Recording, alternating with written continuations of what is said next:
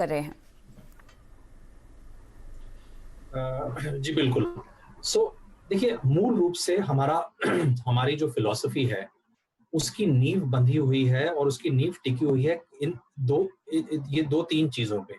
सबसे पहली चीज, सबसे जरूरी वो है, हम अपने किसी भी व्यवसाय का जब चुनाव करते हैं अपने फंड में उसको लाने के लिए, तो हमारे लिए ये रिसर्च करना बहुत जरूरी होता है कि क्या ये व्यवसाय आने वाले कई वर्षों तक, बल्कि कई दशकों तक मजबूत बना रहेगा या नहीं।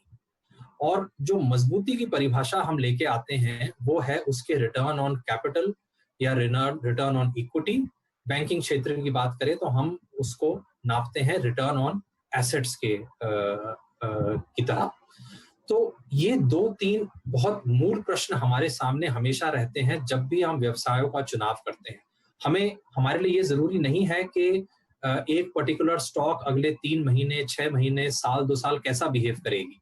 हमारे लिए कहीं ज्यादा जरूरी है कि ये जो बिजनेस, ये जो व्यवसाय है, वो अगले 3 से 5 साल के अंदर किस तरह से करेगा, मजबूत रहेगा, नहीं रहेगा, क्या उसकी सेल्स ग्रोथ बरकरार रहेगी, नहीं रहेगी, क्या उस बिजनेस के अंदर प्राइसिंग पावर है जिसकी वजह से वो जब जब उसके खुद की कॉस्ट इंक्रीज होगी वो उसी तरह से अपने कस्टमर्स के लिए प्राइस भी इंक्रीज कर पाएगा और उसी के चलते एक मजबूत प्रॉफिट और मजबूत कैश फ्लो दिखा पाएगा।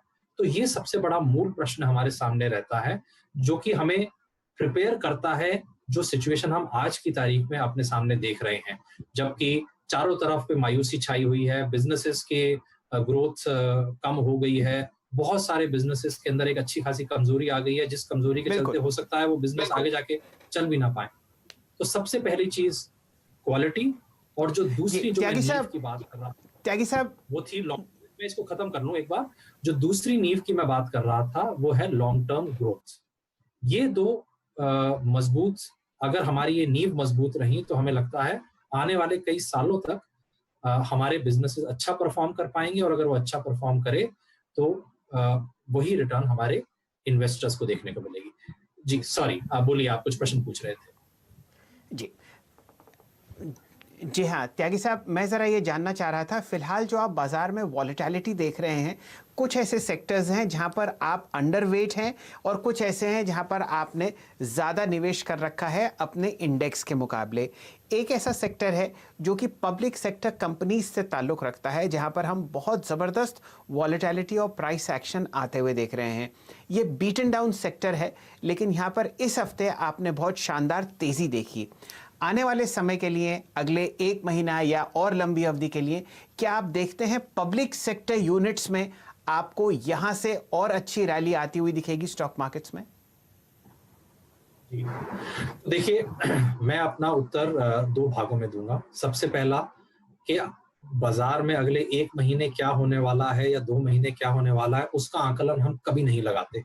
सबसे पहली चीज, हमें नहीं लगता कि कोई भी आदमी किसी भी एक प्रोसेस को फॉलो करते हुए और प्रोसेस के तहत बोल सकता है कि बाजार की क्या दिशा रहेगी। मार्च में अगर किसी ने बोला होता कि बाजार नीचे गिरने के बाद 30%, 40% 2 महीने में ऊपर जाएगा, तो आप मान सकते हैं कि उसकी बात किसी ने ना सुनी होती और ना ही मुझे लगता है कोई ऐसा कहने वाला था।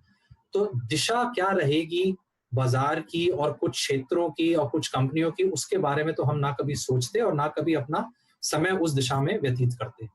दूसरी जरूरी चीज, आपने बोला कि ये पीएसयू कंपनीज कैसा करेंगी। देखिए, मैंने आपको इससे पहले प्रश्न में उत्तर दिया था कि हमारे जितने भी रिसर्च है वो केंद्रित रहती है कि व्यवसाय मजबूत रहेगा या नहीं, व्यवसाय प्रॉफिटेबल है या नहीं, व्यवसाय में ग्रोथ आएगी या नहीं, उसी दिशा में व्यवसाय की मैनेजमेंट कितनी स्ट्रांग है या नहीं। अब मैं ज्यादा नहीं बोलना चाहूंगा, लेकिन आप अपने आप अनुमान लगा सकते हैं कि इन चारों प्रश्नों का उत्तर जब आप एक पीएसयू के संदर्भ में ये पूछेंगे तो शायद जवाब नकारात्मक रहेगा। त्यागी जी, यहाँ पर केमिकल सेक्टर को लेकर किस तरह का आपको लगता है कि प्रेडिक्शन या आपका स्टैंड रह सकता है? खासतौर से अगर हम चाइना के मद्देनज़र बातों को समझना चाहें तो फैक्ट्रीज जो हैं वो मूव हो जाएंगी, सप्लाई चेन्स यहाँ पर काफ़ी हद तक डाइवर्सिफाई होगा। क्या आपके मुताबिक अब एक्शन रहेगा फंड का? देखिए बिल्कुल सही।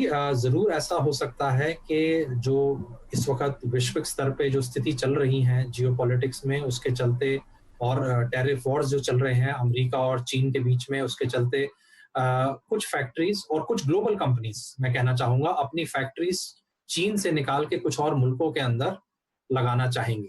भारत उनमें से एक मुल्क जरूर रहेगा। अ, इसमें दो चीजों का हमें ध्यान रखना है। सबसे पहली चीज, देखिए, केमिकल क्षेत्र के अंदर कुछ ही कंपनीज हैं जिन्होंने पिछले दशक में एक अच्छी खासी प्रॉफिटेबल ग्रोथ दिखाई है। ग्रोथ बहुत कंपनीज ने दिखाई है, लेकिन प्रॉफिटेबल ग्रोथ केवल कुछ ही कंपनीज ने दिखाई है। तो पहले तो आपको अपना पूरा ध्यान उन कंपनीज पे केंद्रित रखना है। दूसरा, उनमें से आपको चुनाव उन कंपनीज का करना है जो अब बहुत ही एक बड़ा साइज हैंडल करने की क्षमता रखते हैं। जाहिर सी बात है, अगर आप मान लीजिए फर्ज करिए 1000 टन प्रोड्यूस कर रहे थे और ग्लोबल स्तर की बहुत बड़ी कंपनियां अपनी फैक्ट्री उठा के चाइना से हिंदुस्तान में लाना चाहेंगी, तो वो 1000 टन की जगह आपको शायद 10,000 टन बनाना पड़े। क्या आप में उतनी क्षमता है? क्या आप उतने बड़े प्लांट बहुत जल्दी लगा सकते हैं? क्या आपकी बैलेंस शीट उतनी स्ट्रांग है कि वो ये सब खर्चा झेल सके और उसके बावजूद प्रॉफिटेबल रहे? तो इन सब चीजों, इन सब प्रश्नों का उत्तर लेने के बाद ही आपको फाइनली कुछ एक कंपनीज का चुनाव करना पड़ेगा जो इस अपॉर्चुनिटी को बखूबी एक्सप्लॉइट कर सकती हैं। चलिए त्यागी साहब, आप बहुत ही शानदार तरीके से समझा रहे हैं कि केमिकल सेक्टर में आपको क्यों तेजी आती हुई दिख रही है। मैं एक प्रश्न आपसे पूछना चाह रहा था कि आगे आने वाले साल, 1.5 साल में या और लंबी अवधि के लिए कौन से 3 ऐसे सेक्टर्स हैं जहां पर आप निवेश करने की उम्मीद करते हैं, उन लेवल्स पर जहां पर आपका अभी थोड़ा कैश पोर्टफोलियो में है? जरूर। सबसे अच्छी बात यह है कि आपने हमें 3 साल का समय दिया और 3 साल का दायरा को लेते हुए आपने प्रश्न पूछा। बैंकिंग एंड फाइनेंशियल सर्विसेज क्षेत्र जरूर हमारे फंड के अंदर एक बहुत ही कोर होल्डिंग के रूप में रहेगा। जैसे जैसे कंजम्पशन ग्रोथ इस देश में बढ़ेगी, भले ही वो गाड़ियों की सेल रहे या एलईडी टीवीज की या मोबाइल फोन्स की या वाइट गुड्स की सेल रहे, मुझे लगता है कहीं ना कहीं कंज्यूमर फाइनेंस एक बहुत इम्पोर्टेंट एक कदम रहेगा कंज्यूमर्स के लिए इन सब चीजों को खरीदने का। तो फाइनेंशियल सर्विसेज की बैंक्स या फिर non banking financial services companies जो कि रिटेल क्रेडिट के ऊपर फोकस्ड हैं, मुझे लगता है आने वाले समय में उनके अंदर अच्छा खासा बिजनेस अपॉर्चुनिटीज मिलेंगी। और अगर वो बहुत स्ट्रॉन्ग क्रेडिट क्वालिटी को अपने सामने रखते हुए बिजनेस कर रहे हैं, स्ट्रॉन्ग अंडरराइटिंग क्वालिटी को अपने सामने रखते हुए अपना बिजनेस बढ़ा रहे हैं, तो जाहिर सी बात है वो वैल्यू भी क्रिएट करेंगे और उनकी मार्केट कैपिटलाइजेशन भी बढ़ेगी। दूसरा सेक्टर जो मुझे लगता है इस वक्त बहुत ही ज्यादा बीटन डाउन है, बैंकिंग सेक्टर में तो पिछले केवल 2-3 महीनों के अंदर गिरावट देखी गई, लेकिन ऑटो सेक्टर में पिछले 2 साल से गिरावट का दौर जारी है और इस पेंडेमिक और इस कोविड के चलते वो दौर जारी रहा भी है लास्ट 2-3 महीने। इस क्षेत्र के अंदर भी हमारा ये मानना है कि ट्रांसपोर्टेशन, जब भी कोई इकोनॉमी बढ़त की तरफ जाती है और निजी आय लोगों की बढ़ती है, क्योंकि इकोनॉमिक एक्टिविटी और इकोनॉमिक ग्रोथ की वजह से पर कैपिटा इनकम या फिर निजी इनकम आप कहीं बढ़ती है, लोग पब्लिक ट्रांसपोर्ट के साथ साथ निजी ट्रांसपोर्ट भी लेते हैं। तो इंडिया के अंदर आज की तारीख में केवल 2% कार पेनिट्रेशन है। 100 में से केवल 2 लोगों के पास खुद की कार्स हैं। यही आंकड़ा अगर आप इमर्जिंग मार्केट्स का देखें तो करीबन 15% लोगों के पास निजी गाड़ियां हैं, और अगर आप डेवलप क्षेत्र के मुल्कों पे जाएं और डेवलप कंट्रीज पे जाएं तो यही आंकड़ा 40% है। जाहिर सी बात है कि 2% से ऊपर उठ के हम कभी ना कभी 3 और 5 और 7 की तरफ बढ़ेंगे, और ये एक मूल कारण है हमारे बहुत सकारात्मक होने का इस क्षेत्र के प्रति। हमें लगता है passenger cars as well as 2 wheelers, दोनों ही कंपनीज, दोनों ही सेगमेंट्स के अंदर, ऑटो सेक्टर के अंदर, ऑटो क्षेत्र के अंदर हमें आने वाले कई सालों तक और दशकों तक ग्रोथ देखने को मिलेगी। बिल्कुल त्यागी जी, बहुत बखूबी आपने पूरी यहाँ पे चर्चा की है। मेरे ख्याल से वो जो तमाम दर्शक जो फंड मैनेजर के काम को नहीं समझते हैं, उन पे भरोसा नहीं करते हैं, इस पूरे डिस्कशन को सुनकर उनको बिल्कुल यहाँ वजह मिलती है कि फंड मैनेजर पर भरोसा करें, अपने पैसे को उनके हाथ में दे और वो निवेश करें। लेकिन ओमकेश्वर जी, यूटीआई इक्विटी फंड आपकी पहली पसंद रहा है। लगभग न सिर्फ हमारे एक पोर्टफोलियो में, हमने अक्रॉस एज ग्रुप जो पोर्टफोलियो बनाए हैं शो के लिए खासतौर से, उनमें भी आपने इसको बार बार दोहराया है। त्यागी जी की बात सुनकर और जिस तरह से इन्होंने फंड की आने वाली रणनीति और शेयरों के चयन को समझाया, क्या लगता है आपको आगे चल के भी इसकी ये रफ्तार बनी रहेगी? जी कविता जी, सिंपल है। हम जब देखते हैं कि अभी आज निवेश से कहाँ पे निवेश करें, तो देखते हैं कि जो क्वालिटी ऑफ पोर्टफोलियो है वो कैसा है और वो किस भाव पे अवेलेबल है। तो अगर जब तक quality of portfolio UTI equity में रहेगा, हमारे लिए हमेशा पसंदीदा रहेगा और वो कंटिन्यू करते रहेंगे। So completely on quality of portfolio, pass performance से कम्प्लीटली हम लोग इग्नोर करते हैं। केवल देखते हैं कि आज का पोर्टफोलियो क्या है, उसका मार्जिन ऑफ सेफ्टी क्या है, उससे अपॉर्चुनिटी जो है वो होने का काफ़ी हाई रहता है। वो देख करके हम लगते हैं। और कंसिस्टेंटली जब से रैंक एम हम लोगों ने चालू किया है, तो करीब 1.5-2 साल से हमने देखा है कंसिस्टेंटली टॉप 5 फंड में हमेशा रहा है। बाकी सब ऊपर नीचे आए गए, लेकिन ये कंसिस्टेंटली बहुत अच्छा पोर्टफोलियो मेंटेन करके रखा है। और टर्नओवर रेशियो बहुत ही कम है, यानी कि आप ये जैसे सोच सकते हो कि जो स्टॉक्स ये लेते हैं उसको बार बार नहीं बदलते।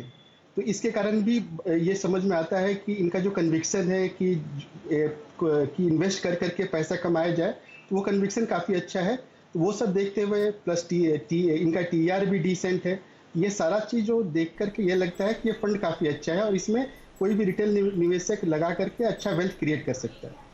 चलिए, इसी नोट पर त्यागी जी बहुत बहुत शुक्रिया समय निकालकर आज CNBC आवाज़ और फायदेमंद फंड से जुड़ने के लिए। हम रुकेंगे छोटे से ब्रेक के लिए और ब्रेक के उस पार नीतीश पांडे के पोर्टफोलियो पर डालेंगे नजर और साथ ही आपके तमाम सवालों के जवाब भी देंगे। अगर आप अपना पोर्टफोलियो बनाना चाहते हैं तो कौन सा आपका फंड पहला होना चाहिए, इसकी भी राय लेंगे ओमकेश्वर जी से इस छोटे से ब्रेक के बाद।